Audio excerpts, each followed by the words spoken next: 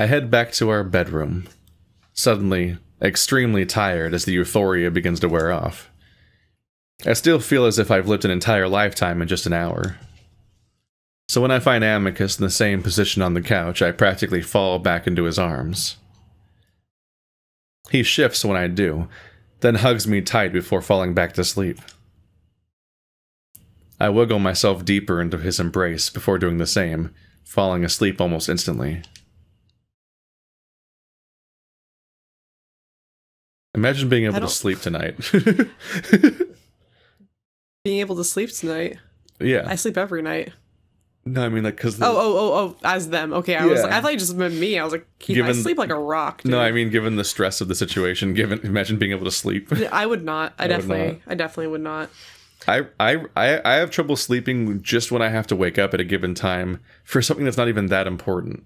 I feel that way about work. Like, if I'm off for, like, 2 days, if I have to go to work the next day, knowing that that's going to happen makes me stressed out enough that I don't sleep. No. Which is very counterintuitive for, like, having to do those things. It ruins the thing. Which is already stupid anyway. Which gets you in trouble. It only seems like a second passes before I find myself being moved around. Then I feel Amicus's paw on my head, gently nudging me out of my sleep. Hey there, love. It's time to get ready. But it went by so fast. I stand off to the side, watching Amicus load up the ship while checking various gadgets. Virginia and Neferu make small talk, the kind that makes it feel as if I'm not going away for 8 years, that everything is still normal. Then I have to remind myself that this technically isn't normal, even though it feels that way now. Finally, Amicus walks up to us, brushing his paws together. Well, it's about time we're off. I should be back in no more than 2 days' time, Virginia. I certainly hope that to be the case, considering how much work will pile up. I'll try to keep the Empire from rebelling while you're gone, though. Thank you, Virginia. And I look forward to our next reunion, Marco. I hope your experiences contribute to a more disciplined character. What a fucking mean thing to say. Thanks? Of course. Virginia sticks out a paw, and I blink at it until realizing what she's doing. The way I first greeted her. I bend to kiss it. Goodbye, Marco. Power move. I step back awkwardly. But she, like, sticks out her foot instead. Bye. Then Neferu's paw sticks out, and I hear Amicus sigh loudly next to me. I don't humor the jackal, though, instead just forcing it into an awkward handshake. That's a new one. Another human greeting. I'll have to show you more when I see you next time. Whenever that might be. It'll happen. I promise. Yeah, the gods told me. Neferu raises an eyebrow at my assuredness, but nods. Well, here's a Kimian goodbye.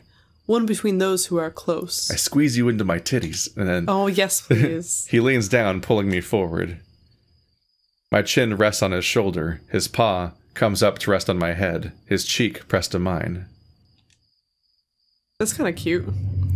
Let's all start doing that. Just put cheeks together. Yeah, it's like head beside head.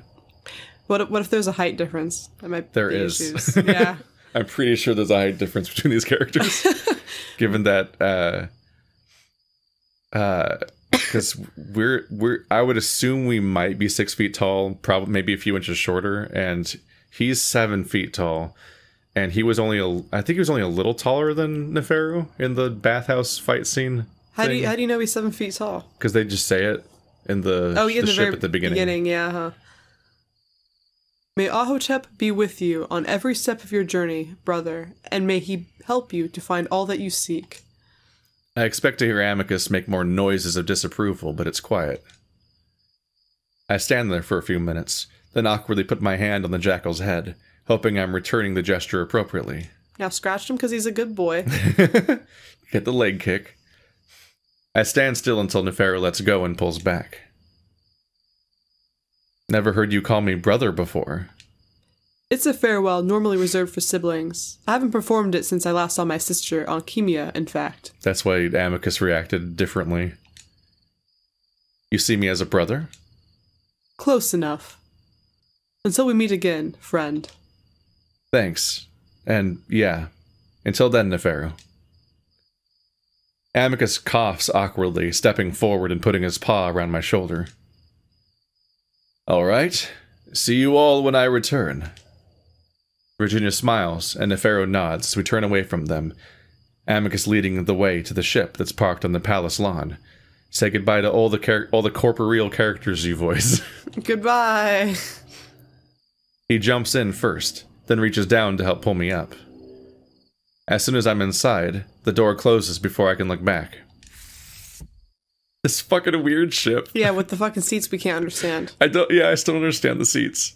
Why do they have, like, why do they stick forward? Maybe it's above your head. Maybe it's above your head. How? But the scale feels weird, because they don't look that big. I feel like people have different heights, so doing that doesn't make a lot of sense to me. But maybe they are all wolf-sized, which means they're really big. That means we look like a little child sitting in them. It's like one of those big movie theater chairs where the little feet thing stretches out and it's just like gigantic. Us looking like a little child piloting them probably made it even scarier when we were like piloting it. The sun and he was just watching as we're just pressing things like, no, fuck, I'm gonna die. I'm struck by the fact I haven't been inside the ship since I first got here, yet it's all so familiar. Alright, let's make sure we have everything. Amicus walks around the back of the ship, looking at various compartments, looking into the utility closet that had once been stuffed into. He opens the doors to his quarters, doing more checks. I move to the seat that I'd sat in a year ago, and look out the window. Virginia and Nefero stand by the entrance of the palace, still watching. I wave, and Nefero raises a paw in acknowledgement. Everything appears to be in order. Com, initiate liftoff. Liftoff, sequence engaged. The ship rumbles, though there isn't any sound as we begin to lift off the ground. That'd be surreal, to not have any... it's gotta be really weird just to see the horizon just move, but it's gotta be really strange when there's no audio to it. It's just like a screensaver, but it's your life. I feel like I would, as a human being who like grew up with like the Star Tours ride, or like any kind of like simulation that is supposed to be like a spaceship, or watching movies with spaceships, you expect like that, and to not have that would be kind of heartbreaking. The audio's broken on reality. Amicus sits heavily in his seat with a thump, buckling his seatbelt while I do the same. I watch out the window as Nefero, Virginia, and the palace grow smaller and smaller, along with the entire city of Adastra. It's not unlike taking off from the airport on the way to Rome, though this is much faster. No kidding. Before I know it, the glittering city fades into a small, sparkling spot of lights on the globe of the moon. I stare out at Adastra, at the little patches of glittering lights indicating the cities, and at the long stretches of dark blue that indicate the oceans. That's when I notice Amicus watching me slowly. What? The big wolf shrugs. Oh, just curious as to how you might feel at this moment. I must say, you seem less stressed than you had been last night. I go back to looking out the window, getting a last look at Adastra, along with the smaller Torque and the much smaller Anchorus. The other names. Those are the two moons we see on the horizon. Yeah. Besides the planet itself, that's just the huge... It's a weird celestial setup. I don't... Is it a moon with moons? I forget. I guess things just became clearer. Kind of like you said they would. Amicus grins, and now I get the feeling that he knows exactly what I saw. Sufficient distance achieved. Prepare to enter the stretch drive. Amicus reaches out a paw, and I take it. See, that's a spaceship sound right there.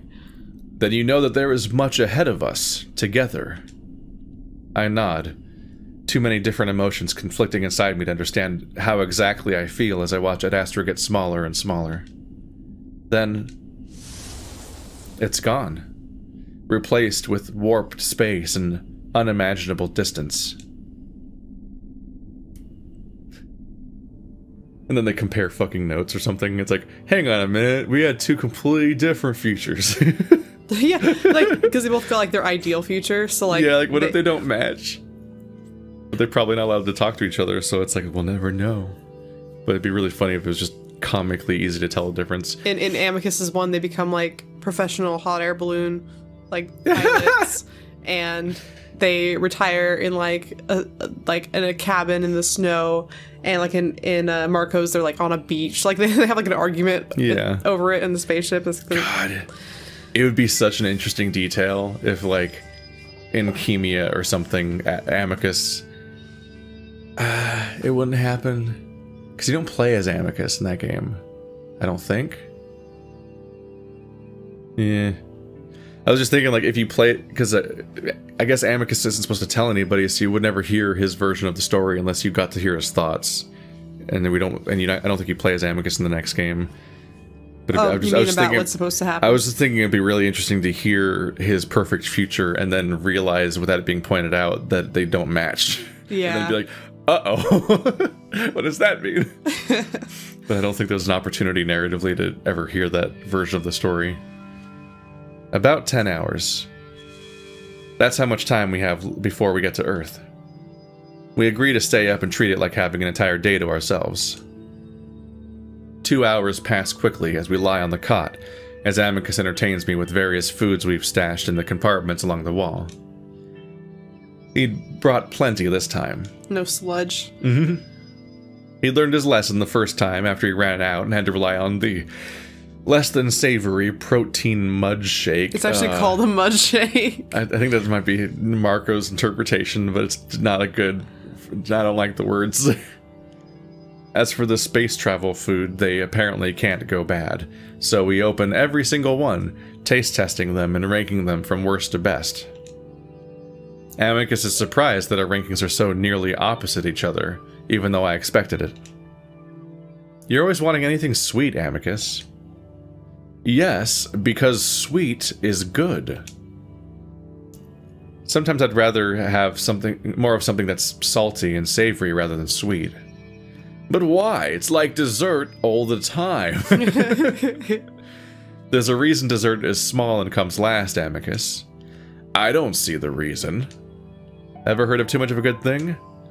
If something is good, then there can never be enough of it. Amicus flicks a round blue pebble-like pellet into his muzzle that I assume is some kind of fruit-flavored candy. I sense, with munching...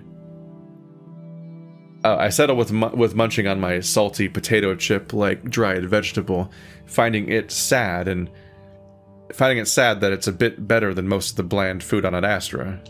Oh. Honestly, I'm more of a potato chip person than a candy person too. Did your parents, like, ban you from eating anything sweet or something? Amicus pauses in the process of pouring half the bag into his muzzle before talking with his mouth full. Oh. Yeah, how did you know? I grimace. So that's how you ran out of food last time. Amicus chews for a while, then swallows. It's not like I'm always eating sweets. Virginia disallows me from doing so as well. I'm simply taking advantage of not being under supervision at the moment. It's like, what a little baby. It's like that time I took my friend to Disneyland when we were in like middle school, and her family didn't let her eat anything sweet, so she bought like 7 churros that were like $7 each on the first day and threw up. How did you know? Amicus, your consumption of sugars has exceeded your daily limit.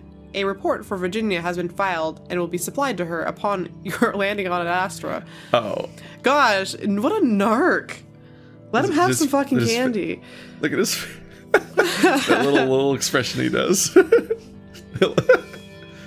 Amicus pauses, then shrugs, pouring the rest of the bag into his mouth. Yeah, it's too late. She's already getting a report, so... Well, as long as you have the parental tech to keep you healthy, and parent you... We do. Everything in my body is regulated to normal levels once a month. They don't even know what diabetes is. That must be nice. Wow, lucky you. So I am technically free from any poor choice I make diet-wise. Must be I'm nice. simply kept away from sweets to discipline my impulses. It doesn't work. Obviously. Well, it's clearly not working at all. Amicus smirks at me before opening another bag of what looks like candy. Again, more candy. I glare at him, then poke him in the stomach, making him grunt. I think you're actually gaining a little bit more weight. The wolf clasps his stomach with a hard smack. This is part of my stature and is important for my center of gravity in combat. Oh, really? I move to sit in Amicus's lap, rubbing my face against his bulk. People should just use that excuse all the time whenever they like gain a little bit extra weight they weren't expecting to gain. It's good for my center of balance and for combat. Yes. You see how handily I handle you when we wrestle. Besides, you like it. I rest my head against his chest, feeling the softness of his body swell around me with each breath he takes. You got me there. I listen to the candies clack around in his mouth, against his teeth and against each other. I've been savoring everything about him that I can, even just these sounds of him eating candy. We sit there in silence for a bit, becoming all too aware of the passage of time. I take a deep breath. So, will we be able to communicate at all over the next 8 years? Amicus pauses, his mood lowering a bit to match mine. That's hard to say. I've wondered similar things, but I have not received an answer. I sigh deeply. Sometimes I hate the parents. Amicus laughs, a stark contrast to how he would have reacted to such a statement a year ago. They are frustrating, to say the least. I have a feeling that we will, though. Yeah? Yes. They work in very mysterious ways. I believe it is clear now that the archives are not their only method of communication.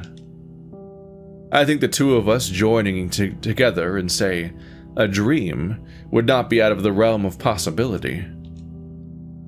The confidence I'd originally felt while leaving Adastra is fading away at this point. Instead, I feel the familiar feeling of dread and uncertainty take over my mind. I hug Amicus harder, pressing my face into his fur, inhaling the lavender scent. I mumble into his chest. I'm scared. Why is that? There's nothing to be afraid of. Amicus hugs me tightly, nuzzling my hair. Even now, he's managing to hold it together somehow, and that actually makes me feel a little grateful. I don't know how I'd be able to do this if he was acting as unsure as I am right now. You know how big of a fuck-up I am? What if I do something wrong? Amicus chuckles. You're not nearly as big of a fuck-up as Amicus is. Just that first one where we drove into the sun. Yeah, I mean, that's a pretty big one. We get a little fuck-up as a treat. I feel that the parents would not attempt this unless they themselves were certain of success.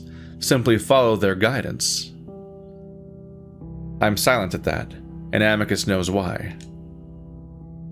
I know that what we experienced with Kato was terrible. They weren't able to see as clearly. I know that they are much more confident here, is a thing you would say, for this purpose exactly. I don't know how I feel about being guided by gods that don't know what they're doing. Yeah, you shouldn't have to make excuses for the gods you believe in. Well, they are not gods, which is why they are prone to mistakes. But the time I've spent communicating with them over the past year has left me a bit more confident in their capabilities. And all we have to do is trust the perspective of you, the guy who is very confident in his own... all the time! Yes, and he was always confident in his own capabilities, or at least pretending to be. We don't know for sure. He's the king of everything will be fine. Yeah, that's his catchphrase. Just not being fine. That's his poster. That's his Obama campaign 2008 blue, red, white poster. Everything will be fine. Don't worry about it. He should have the picture of himself in the burning building. Someone should draw a picture of Amicus in the building saying, "This is fine. Everything will be fine." Oh, I want to see an Amicus "This is fine" now. I wonder if that exists. There's so much fan art of this game. I squeeze my eyes, letting the small amount of tears that had built up get soaked into the wolf's fur, so he doesn't see when I look up at him. Why is that? He smiles at me, placing a paw against my head and pushing it back down against his shoulder. Well, They have far more tools at their disposal than we do. I mean, they actually see the future in some ways. If I must trust anyone with my future, it would be the parents. I just don't want to mess up and not be able to see you again. Amicus's expression grows stern. That will not happen. I will make sure of it, no matter what the parents say. But do we even have a choice? Does it bother you that it feels like we don't have a say in anything? These are conversations we've had before, but for some reason I keep flip-flopping on whether or not I actually do have a choice here. We do. We just have the advantage of knowing the alternatives, and that this path is much more desirable. That is a hell of a spin on the idea of being kind of manipulated into not having a choice by specifically being shown the only way to get what you want. I'm reminded that while Amicus might be more open to criticizing the parents, he certainly still believes in their plan. I don't know if I feel quite the same yet. Amicus is so optimistic that it kind of, like, breaks my heart a little bit. Yeah? I encounter people in real life who are like this, and I have such a hard time being that way, even when I'm, like, I actually am certain that things will go fine. Like, when, like, looking at the probability, things are extremely likely to go fine. I still can't, like, have 100% confidence. I'm like I won't talk about, I don't like to get excited about things, because what if it's not something that goes well? Like, I will wait until the very last minute. I have to see the baby before, like, I get excited about the labor. Like, it has to, like, it's just something, like, it's just the way I work. So, like, to see a person like this and to hear about him being like, there are things and there are great things for us. And it's like how I hear people talk about things like heaven and stuff, which, like, I wish I could believe in, but I do not. But I think it's like such a pretty thought, and I want to keep that hope alive in people. Like, I want to, like, shield it from bad things. But I'm so worried for them whenever I hear somebody who's really optimistic. I fear for them, because I want their life to be great. But I don't think it's gonna be, like, and that's how I feel about It's the Amicus. realization of how easily Amicus falls back into what is comfortable. Like, not having to worry and thinking that everything was fine all along, essentially, is, like, the most comfortable thing you can have. Like, it's a reaction that leads to people, for example, just disregarding any idea of, like, that, like man-made global warming, for example. Like, the idea that, like, we have any kind of problem or never need to change or challenge ourselves or do anything differently. Like, everything's fine all along. You had all the right opinions, and you were right to think those things, and so on. And so, like, just, it's heartbreaking, because he had, like, the worst day of his life, essentially, twice, while the parents were presumably in control. Once when his dad dies, and then again when Marco dies, when his throat is slit. And those are such horrible times, and this all happened while he had faith in the parents. And that was definitely when his faith is shaken, because it's the only time we ever get to hear Amicus's thoughts is when is during the interaction with the parents. And so we see his faith shaking and the chance that he might actually not be okay with this anymore.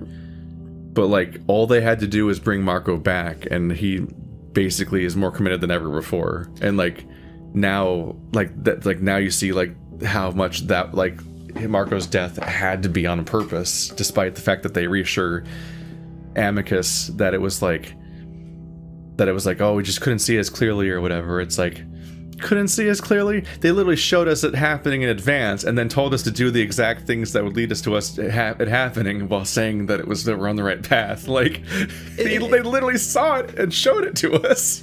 It's kind of like those people that are like, oh my gosh, it's a miracle that you survived this horrible illness or this car accident or something. He literally said he literally said the phrase in mysterious ways. I know. I was like, I kind of like cringe inside of that. I was like, oh yeah.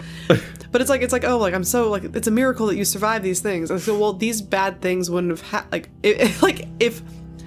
if someone was looking out for you, these things wouldn't have happened in the first place. Yeah. So, like, them, like, fixing Marco being dead, it's like, well, you shouldn't let, like, Marco die in the first place, especially since, like, separately from, like, how we might perceive God on Earth. Yeah. They were very direct in what exactly was going to happen. Like, they were very much. They were suddenly way more hands-on.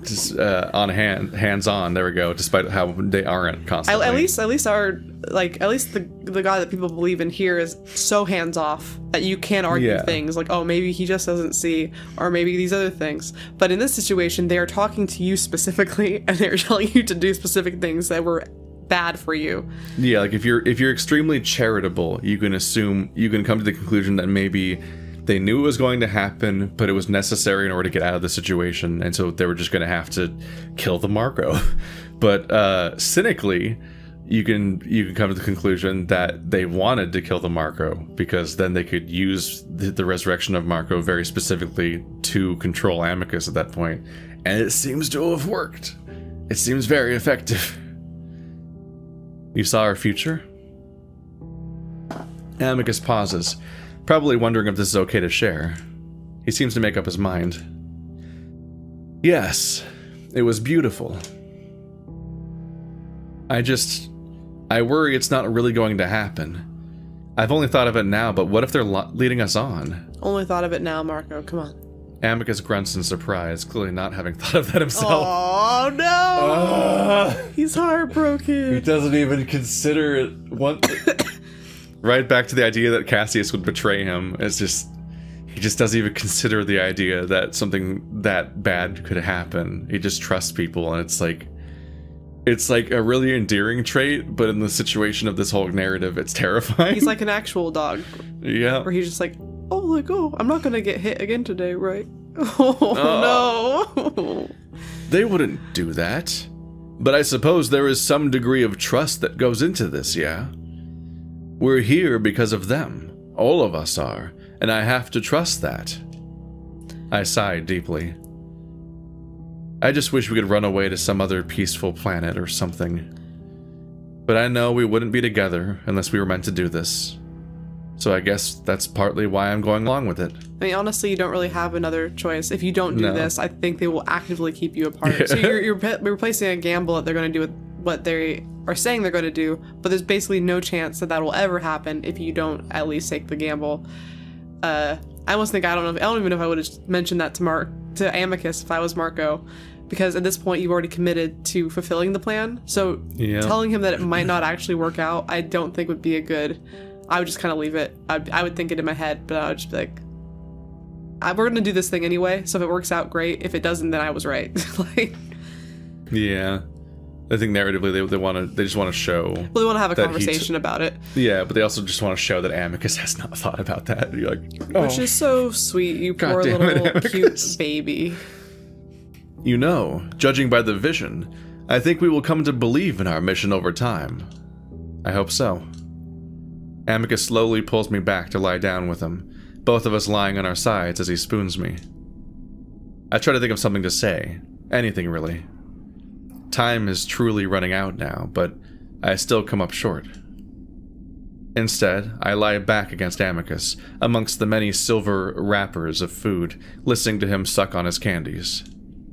It's comfortable, and for a moment I let go of my worries and the tiredness of the night before it catches up on me. You're gonna lose your time. Exiting the stretch drive. Prepare for arrival in 20 minutes. I come to with a sudden jolt, Amicus jumping behind me as well. I sit up, rubbing my eyes.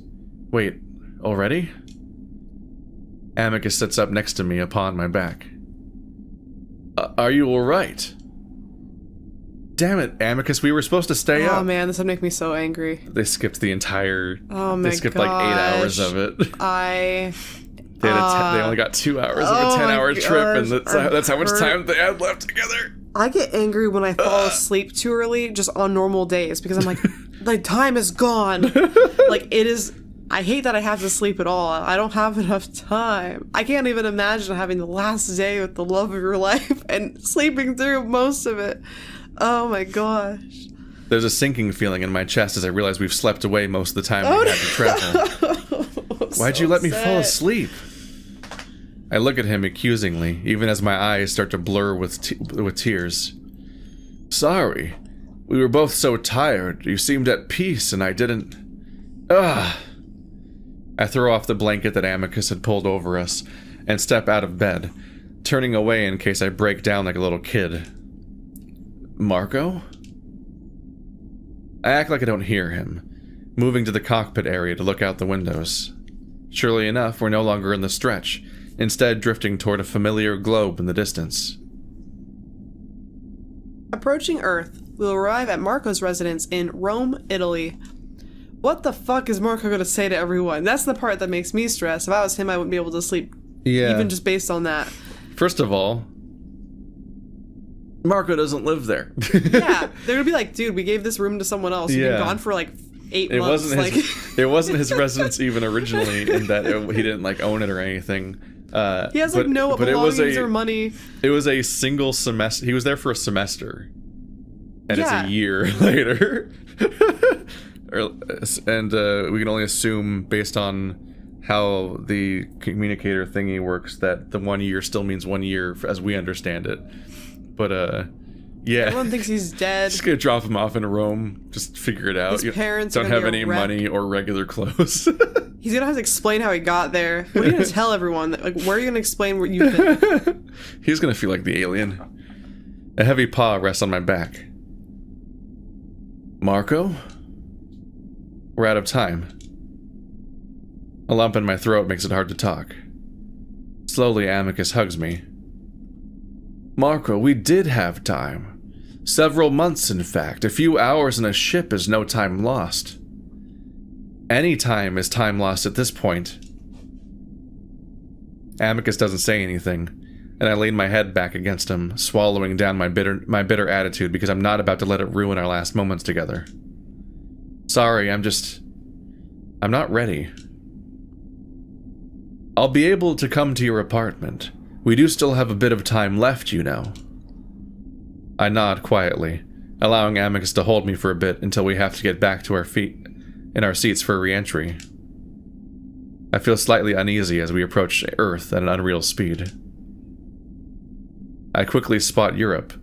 The brilliant sprawl of lights spanning the continent as a whole are far more intense than any city on Adastra. Italy's characteristic boot-like shape stands out from the darkness of the sea that surrounds it.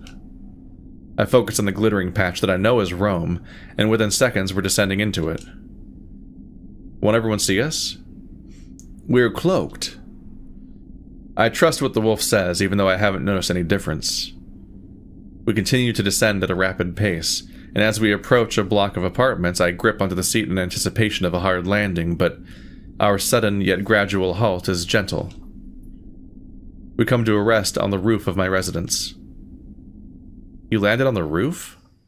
Indeed, there was no room elsewhere. Yeah, honestly, there really wouldn't be any room elsewhere in Rome. I replayed the beginning of the game because I was writing some stuff, and I noticed that there's the part where Marco specifically wakes up, and he just kind of has like a night terror, like he thinks there's a presence in the room or something, but he wakes up and he opens the window and like looks around because I think he thought he heard something. And he smells like burning tire smell or something like that, or some kind of weird smell like that. And then he like has the light on, and then he just falls back in bed. And then he wakes up when Amicus stabs him in the eye, which is a hell of a way to meet someone. But it's like, oh, he totally got woken up by the ship landing. Oh, the ship probably made a sound that woke him up, and then he opens the window and he smells like the ship's like whatever tire, like those details that aren't explained. But the ship makes no sound. Yeah, but it lands. Yeah, but clunk. There's just like some kind of impact. It's heavy. Amicus opens the door and jumps out. And again, I'm worried about being seen. I also imagine the ship makes sound when you're outside of it compared to inside of it. Yeah. I think the silent ascent was because they were inside the cockpit. But when he helps me out, I realize how dark it is. Stretch schedule indicates liftoff should commence in 15 minutes. Another twist in my chest as we're down to literal minutes. Amicus leads the way to a fire escape, and I'm struck by how strange it is seeing my wolf framed by this human world. The sights of Rome, the sound of distant traffic. It almost makes me dizzy with how familiar it is, despite having been away for so long. Amicus stops at a balcony, and I trust that it's the one to my apartment as he boldly slides open the door, apparently aware that the landlord never seems to keep it locked. This fucking place is apparently empty somehow. I step inside, and through the darkness I can see that my personal belongings are gone, obviously. Obviously. It's cleaned out and looks just about the same as when I first got there, to save on commissioning the artist. It's empty, luckily, and I wonder if anyone has stayed here since I went missing. Probably not if there was an investigation. Well, I mean, they investigate for like 5 minutes and like, okay, someone else. Shovel someone else in here. Kid's gone. Yeah, well, what are you going to do besides investigate it? Somebody got taken 3'd. It was like his first, wasn't it like his first night there? Yes. Oh my god. I think so. I think it was his first night. It might have not been his first night, but at least he was there early enough that his roommates hadn't arrived yet. Because he was the first to arrive. But he did have like a party with he did party with his friends hard. Yeah, because he went to the disco. So he at least had a day. Discotheque. But I think it was his first day.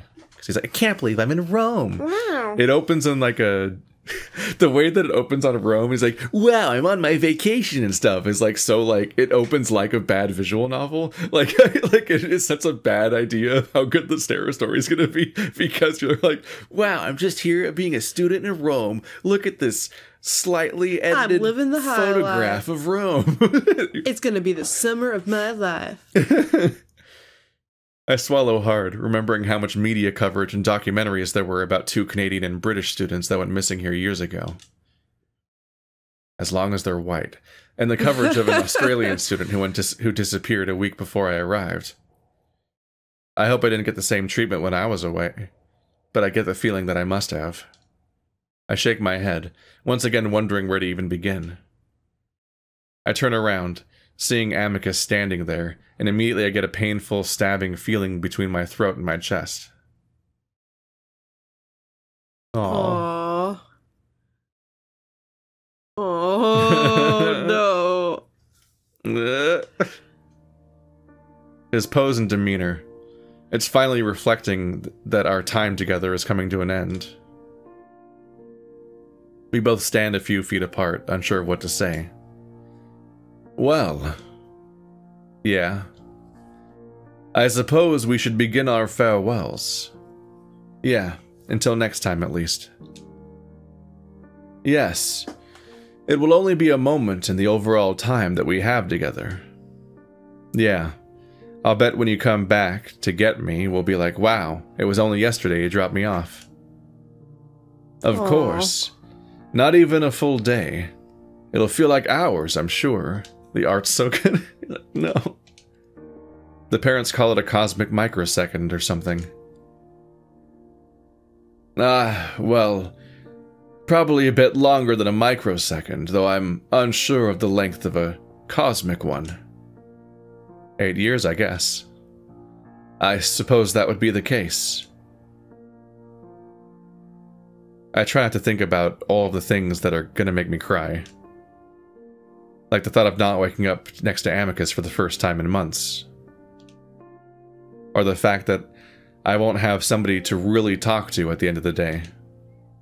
That I won't have someone who's just genuinely kind and loving toward me like no one ever was before. I swallow the lump in my throat again. No, I'll have time to fall apart as soon as he leaves. I step forward and hug Amicus, burying my face in the warmth of his furry body, breathing in his scent. I'm determined to imprint this moment in my mind, something to help weather what I'm sure will be a hard 8 years. He rocks us back and forth for a moment, kissing my head like he always does.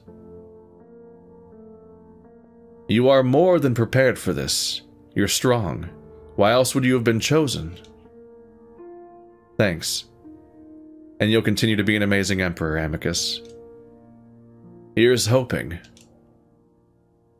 Though I still don't know what to do right now. To be honest. Like, do I just walk out into the street next? Oh. What's he doing? Look at him rubbing his belly. Amicus steps back, feeling around his cape and trousers. That's not your cape or trousers, Amicus. There's more drawings. I really hope I remembered. Here. Amicus pulls out a slim silver rod about a foot long. To beat your enemies. For when you miss me.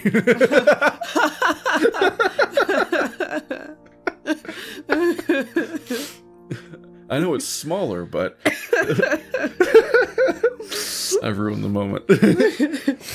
It's one of those holographic tablets that I've seen the Imperial family carrying around now and then, aside from Amicus. I've gotten the impression that he just isn't fond of electronics. He doesn't seem like the kind. No. The parents have instructed me to give you this. It will connect to your lingua, which will transmit and display information that you might need. I forgot.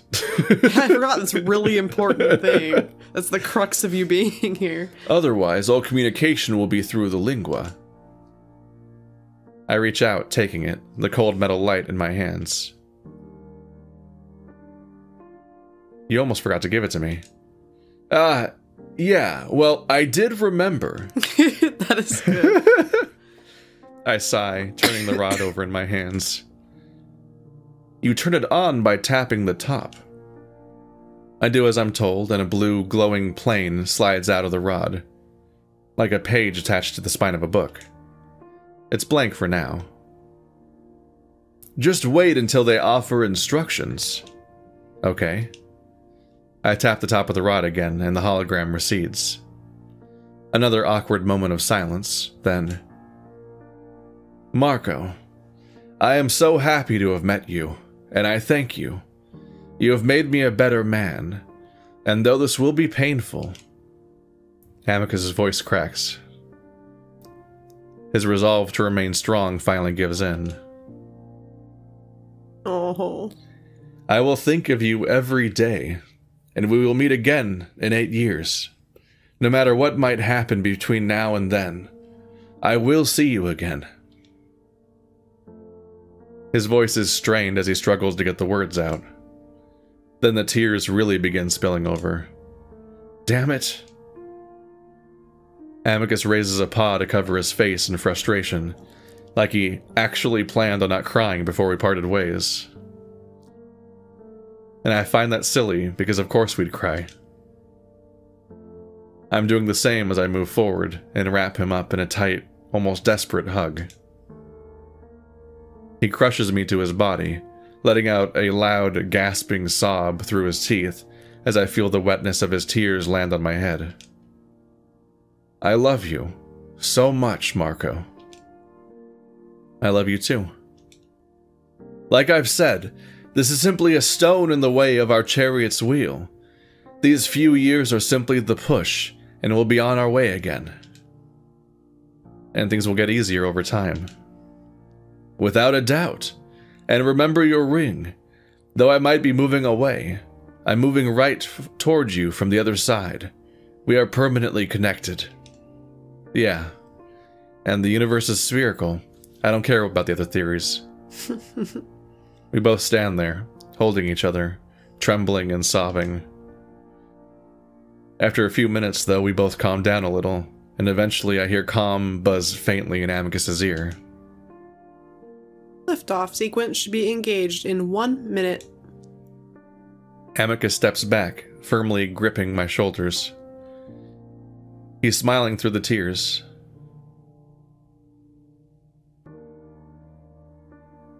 And I think we shall see each other before then. The parents are mysterious, like I said. Definitely. Marco, my lover, my partner, my future husband. I love you. And you know that I love you too. Amicus pulls me against his chest again, hard, squeezing me. You will have amazing success here, and I'll see you soon. Very soon. He plants a kiss on my mouth, and I have just enough time to kiss back before the wolf turns away and disappears out the balcony door. I listen to the metallic sounds of his footsteps hurrying up the fire escape, then nothing, until there's a soft hum that I can only imagine is the ship before it's silent again. I stand there in the dark room, feeling a little stunned before moving to turn on a light. I stand there, staring, unsure how to feel.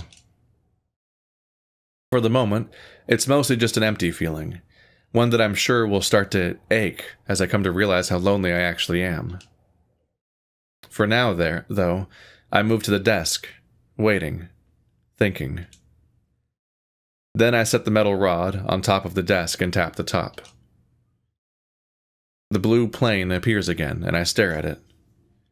It's blank, and I start to wonder if I should keep it open. Maybe I should try to get some more sleep before facing what I'm sure will be a chaotic day. I am sure. I'll just sleep unannounced in this room. Nothing can go wrong. Like Goldilocks. Yeah. At that moment, though, I feel a twitch in my left eyelid. The words appear on the blue plane. Proceed to the European Commission offices. A committee is expecting your arrival in 1 hour and 20 minutes. Just straight to it. Jeez Louise. I stare at those words, realizing that I might not actually be alone amongst humanity, having all this knowledge. I look around, as if I have something to take with me. But no, I'm still in my robes. That's so fucking awkward. Oh gosh. People will probably think I'm a street performer or a crazy tourist.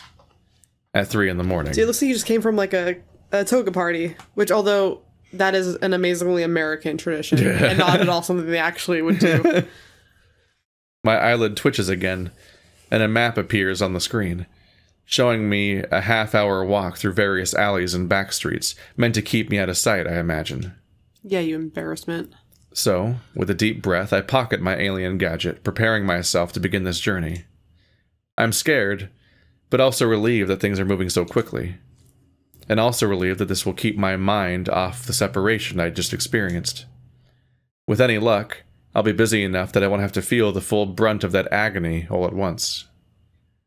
I look back into the room where it all started, taking a deep breath. I'm actually kind of excited. The thing I'd been dreading for months has now started, and that gives me a boost of adrenaline, preparing myself to face my duty. Then, I turn off the light, leaving the apartment behind, ready to start another life. Ah! Whoa! Whoa! The entire credits, as far as I'm aware. Oh my gosh. There might be more. There might be like somebody had to... none of these people program the game, I don't think. There's probably another page, but it's just startlingly brief, regardless.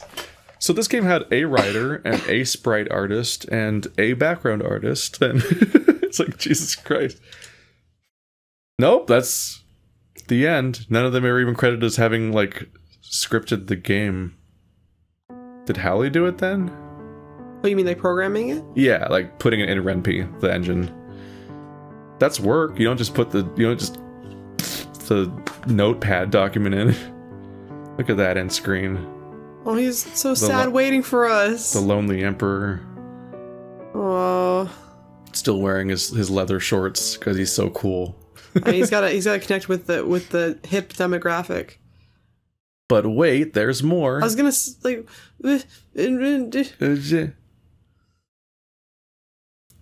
I make my way quickly to the throne room, trying my best to contain my excitement. The most difficult part of this exciting new life I have is pretending that I'm not excited at all. So I try to look dignified as I walk into the throne room, toward Amicus seated in the back. I stop and bow as lowly as I possibly can. No need for that. What news do you have, Scipio? Oh my gosh. Unfortunately, I can't stop the smile from spreading across my face as I hold up the message. The Pharaoh has accepted our request. The diplomatic mission may commence as soon as you are ready, Emperor Amicus. Setup of the next game's protagonist. I have to make a quick comment. What's that? Remember I was telling you how I learned about the Cato the Elder? Yeah. Scipio is also a person in that story. Because you were looking into whether or not Cato is a real historical figure. I just coincidentally heard about this emperor who was famous for being a total dick. Yeah. I don't think he's not an emperor, he's a consult. But he was an asshole, and his name was Cato, and it is spelled the same way. So I was actually, but he He didn't like the Greeks because he thought it made the Romans too dainty. He started a war with Dalmatia just because he thought his soldiers were getting to be too effeminate. Yeah. He started a whole war over figs because he wanted to own the place that makes the figs, but he lied because the figs weren't even actually from that place. So he started a whole other war where people went and like conquered this area, but in reality they found out later that figs couldn't even grow there. So him mentioning the figs was a lie just to motivate them all by showing them how good figs were. He hated women and basically made like the first women's march because he made this rule where women couldn't carry more than half an ounce of gold. And it actually prompted one of the first like protests of all time, and he just insulted all the women for being ugly and not being able to like please their husbands at home, and how he only hugs his wife during a thunderstorm. He was just honestly an asshole. But one of the things he did do was he was so angry at this one guy named Scipio that he went through the entire history of like the wars they had been in and erased his name on every single thing that said Scipio. But not only just his name, he erased every Scipio that showed up. And Scipio was considered such a common name. It was he erased like every Scipio. It was basically such a common name. It was like erasing every George. Oh, the polygons are there. Maybe they were always there. Maybe they were. Maybe I'm crazy. But yeah, Scipio is hated by Cato, and so he erased not only just his name, but every Scipio that ever existed in the records. Just out of spite. Scipio is also like, it's also just a funny detail because we talked about whether or not wolves wear glasses, and having seen the sprite of the protagonist of the next game, it's like he's a maned wolf that's wearing glasses, and he has a braided hair and everything. He's probably the character that was referred to as being from this class of maned wolves that have braided hair and so on in the previous scene. Yeah, so he's probably Scipio, an elite. It's just a funny detail. Well, that was Adastra, everybody. We're not done yet, though. We have got an epilogue where we check out the other endings. An apologue? An apologue. This was the good ending, quote unquote. It's the happiest ending. No. There are worse. There are flavors of endings. This game doesn't have a ton of branches, but there's more to see. So we'll have another episode. I'll see you next time. Bye, everyone.